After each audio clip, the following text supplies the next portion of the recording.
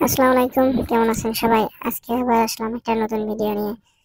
এটা হচ্ছে নতুন আর একটি রাস্তা, অনেক সুন্দর রাস্তা। আসলে গাজীপুরে অনেক সুন্দর সুন্দর রাস্তা আছে, আমরা যেগুলো সচরাচর দেখতে পাই ভিতরের দিকে চলে গেলে, ভিতরে গ্রামের মতোই সব। এটাও একটা সুন্দর রাস্তা। আমি সেদিন গিয়েছিলাম, অনেক সুন্দর। বাইরে দিয়েও দেখা যায় আহ, দুই পাশে গাছ, মাঝখান দিয়ে রাস্তা অনেক সুন্দর দেখা যাচ্ছে। আপনার এটা হচ্ছে নোয়াশপল্লীর রাস্তা, নোয়াশপল্লী থেকে মাওনা মাওনা যাওয়ার রাস্তা।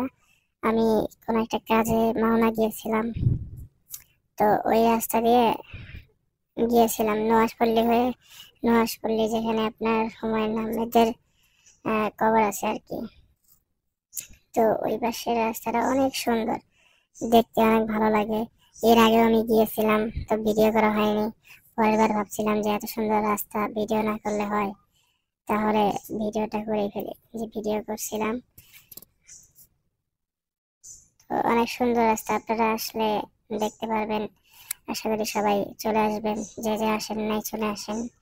অনেক মনোমুগ্ধকর এই রাস্তাটা, দেখতে অনেক ভালো লাগে, মন ভরে যায়। আমার বন্ধুরে নিয়ে গেছিলাম, ও বলছে যে আমার দেখা সব থেকে সুন্দর রাস্তা এটা। যাই হোক, আমি ভয়েসটা এখন ভালো নাই। আর এই জায়গায় আহ, আশেপাশে প্রথমে দেখছিলাম মাছের খামার আছে।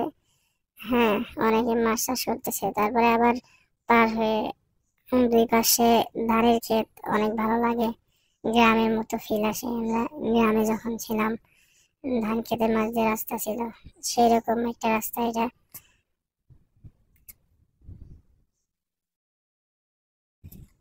এই যে দেখা যাচ্ছে দুই পাশে ধান ক্ষেত। এই রাস্তাটা অনেক সুন্দর, দুই পাশে গাছ। এরকম রাস্তা দিয়ে গাড়ি চালালে অনেক ভালো লাগে।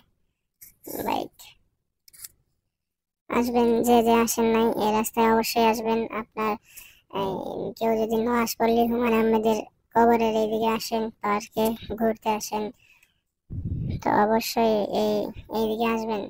রাস্তাটা অনেক সুন্দর।